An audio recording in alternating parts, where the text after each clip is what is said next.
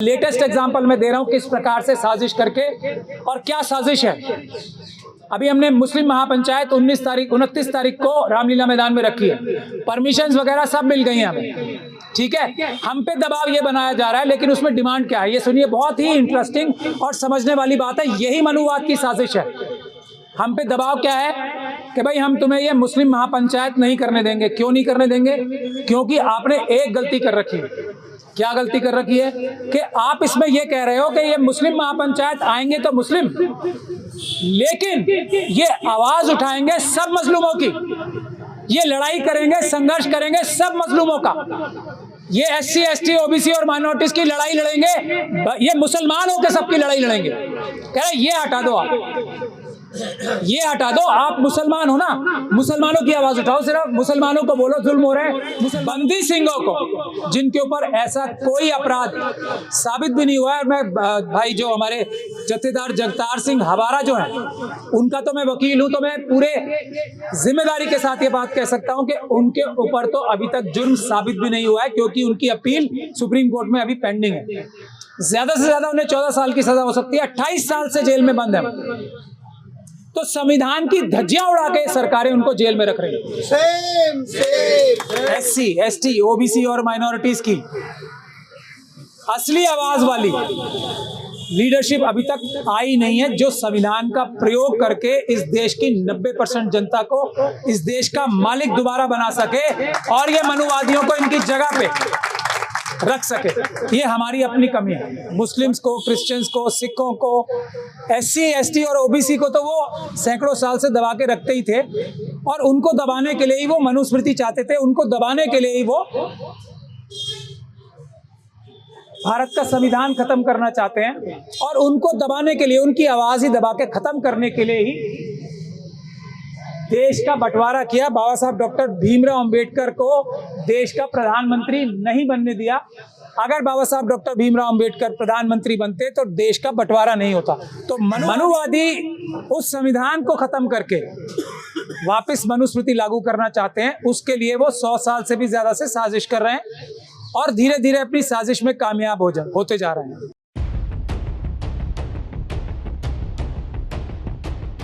जय भीम, जय भीम, जय संविधान, जय संविधान और जय भारत। जय।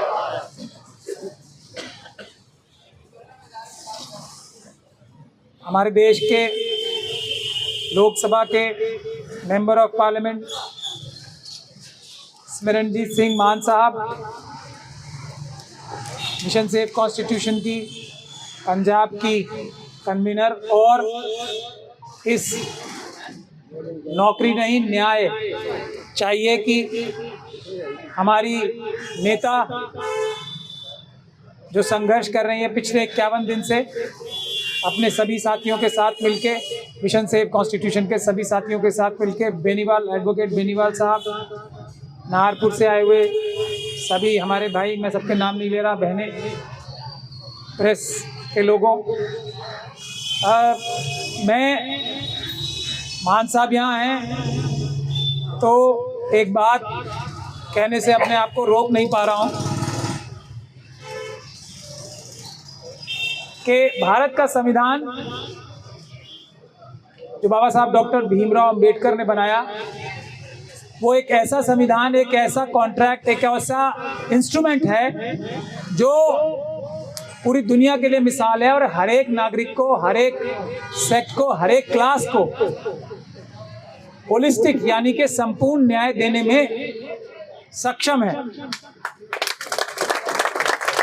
बाबा साहब डॉक्टर भीमराव अंबेडकर ने 1927 में मनुस्मृति जलाई थी और भारत का संविधान बनाया था।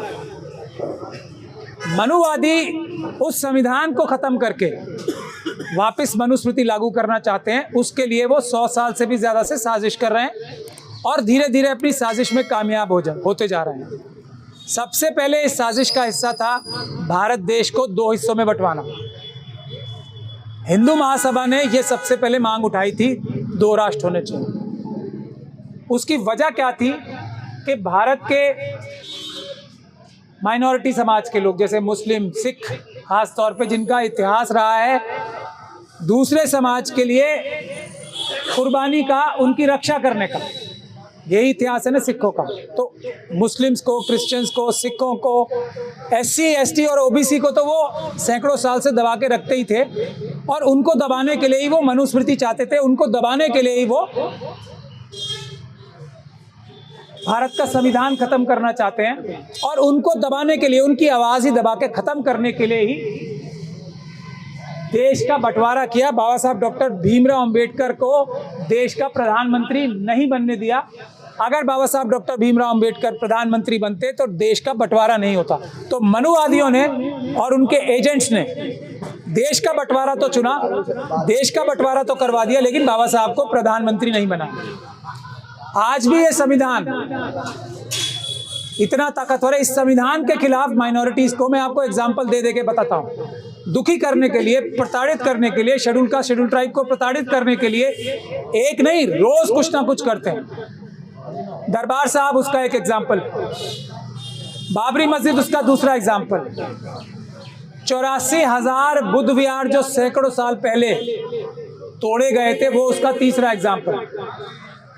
अभी मणिपुर में 100 से ज्यादा चर्च तोड़े गए। समझ लीजिए आप, आरामबाई तेंगुल और मेती लेपू नाम के दो संगठन है जो RSS के संगठन है, उन्होंने 100 से ज्यादा चर्च तोड़े हैं, नरसंहार कर रहे हैं ट्राइबल्स का। ये सब क्या है? ये सिर्फ इस चीज का उनकी कोशिश है कि किसी तरीके से तो बाबा साहब के संविधान से जो ये SC ST OBC और माइनॉरिटी के लोग हैं नाराज हों। कभी तो नाराज होंगे, कभी तो दुखी होंगे कि ये संविधान हमें अपना हक अधिकार नहीं दिला पा रहा। इसके लिए एक नहीं, हर एक बहादुर कम्युनिटी का इन्होंने शोषण किया है अपने छल कपट और आपस में लड़ाने के द्वारा। तो सवाल हमारे सामने ये होता है कि हम अपनी किसी भी नाराजगी के लिए, जो नाराजगी है इन मनुवादियों के लिए, क्योंकि ये करने वाले ये हैं, भारत देश नहीं है, भारत का संविधान नहीं है, तो क्या हमें भारत के प्रति नाराज होना चाहिए या मनुवादियों के प्रति? यही डॉक्टर रितु की भी लड़ाई है। अब ये क्या कहे कि भारत का संविधान मुझे प्रोटेक्ट नहीं कर पा रहा है? नहीं, ऐसा नहीं है। जरूरत कहाँ आती है, और ये सच्चाई की बात है कि हमारे SC ST OBC और माइनॉरिटीज के लोगों ने, डॉक्टर रितु ने तो थोड़े कड़वे शब्दों में 131 MPs के बारे में बोला था, मैं उन कड़वे शब्दों का प्रयोग नहीं करूंगा, लेकिन सच्चाई यही है कि हमारी लीडरशिप SC ST OBC और माइनॉरिटीज की असली आवाज वाली लीडरशिप अभी तक आई नहीं है, जो संविधान का प्रयोग करके इस देश की 90% जनता को इस देश का मालिक दोबारा बना सके और ये मनुवादियों को इनकी जगह पे रख सके। ये हमारी अपनी कमी है, वरना भारत के संविधान ने वो टूल और वो जरिया दिया है हमें। अभी मेरी मान साहब से एक दिन बात हो रही थी पहले, तो इनके दिल में इतना दर्द था कि ये भारत की 2000 किलोमीटर जगह जो है चाइना ने छीन ली। अभी मान साहब भी शायद उसके बारे में बोलेंगे।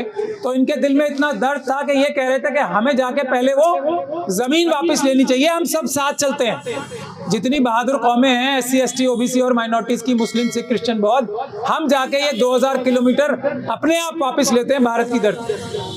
और मान साहब के ऊपर क्या क्या इल्जाम लगाए जाते हैं वो आप लोग खुद जानते हो, ये मनुवादियों की साजिश होती है। तो हमारे लोग अगर रिएक्शन में, अगर गुस्से में, अगर किसी जुल्म के दबाव में आके अगर कुछ बोल जाते हैं तो मनुवादी उसी का इंतजार करते हैं। लेकिन भारत देश हम सबको ताकत देने वाला है, इसीलिए मिशन सेव कॉन्स्टिट्यूशन ने ये मुहिम चलाई है कि घर घर संविधान, संविधान से हर समाधान। जो हिस्टोरिक गलतियां भी हुई हैं, भारत के संविधान में उतनी ताकत है। अगर हम SC ST OBC और माइनॉरिटीज के लोग मिलकर अपनी सरकारें बनाएंगे, जो मनुवादियों ने भारत से गलतियां भी कराई हैं, भारत की सरकारों से गलत इंफॉर्मेशन देके, गलत साजिश करके, वो सभी गलतियां वो हम दूर करके देश को दुनिया का सबसे ताकतवर देश बनाने में ये संविधान ही एक ऐसा डॉक्यूमेंट है जो हम लोगों को न्याय भी दिलवाएगा, सबको, एक एक नागरिक को बराबर का हिस्सा, बराबर की एक एक चीज बराबर का अधिकार, और दुनिया में भारत को, इंडिया को सबसे ताकतवर देश भी बनाएगा। मैं इन्हीं शब्दों के साथ आप सभी लोगों का धन्यवाद करता हूं। मान साहब का भी धन्यवाद करता हूं कि वो अपने बिजी टाइम में से भी एक एग्जाम्पल देके खत्म करता हूं। बस अभी हम एक मुस्लिम महापंचायत कर रहे हैं, तो मेरे हृदय के बहुत पास सब्जेक्ट जो है बंदी सिंहों का। भारत का संविधान क्या कहता है?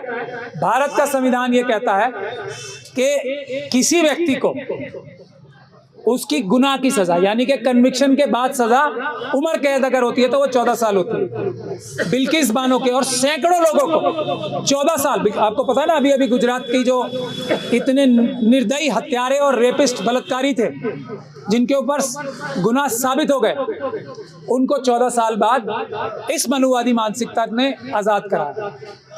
अब एक तो भारत के संविधान में आर्टिकल 14 है कि अगर एक व्यक्ति के साथ एक जैसा व्यवहार होता है तो दूसरे के साथ भी वैसा ही व्यवहार होगा। बंदी सिंहों को, जिनके ऊपर ऐसा कोई अपराध साबित भी नहीं हुआ है, और मैं भाई जो हमारे जत्थेदार जगतार सिंह हवारा जो हैं, उनका तो मैं वकील हूं, तो मैं पूरे जिम्मेदारी के साथ ये बात कह सकता हूं कि उनके ऊपर तो अभी तक जुर्म साबित भी नहीं हुआ है, क्योंकि उनकी अपील सुप्रीम कोर्ट में अभी पेंडिंग है। ज्यादा से ज्यादा उन्हें 14 साल की सजा हो सकती है, 28 साल से जेल में बंद है। तो संविधान की धज्जियां उड़ा के सरकारें उनको जेल में रख रही हैं। संविधान की धज्जियां उड़ा के, संविधान के विरुद्ध जाके, क्योंकि संविधान ये कहता है कि उनको अभी बाहर होना चाहिए था, सारे बंदी सिंहों को बाहर होना चाहिए था, क्योंकि वो जो उनकी अगर कन्विक्शन के बाद मैक्सिमम ज्यादा से ज्यादा सजा है, वो नहीं, उतनी नहीं, उससे डबल से भी ज्यादा सजा वो ऑलरेडी भुगत चुके हैं, बगैर गुनहगार साबित हुए। तो संविधान को तोड़कर मनुवादी मानसिकता के लोग एक खास कम्युनिटी को और सब मजलूमों को तकलीफ पहुंचाने के लिए बंदी सिंहों को जेल में रखते हैं। उसका लेटेस्ट एग्जाम्पल मैं दे रहा हूं किस प्रकार से साजिश करके, और क्या साजिश है। अभी हमने मुस्लिम महापंचायत 29 तारीख को रामलीला मैदान में रखी है।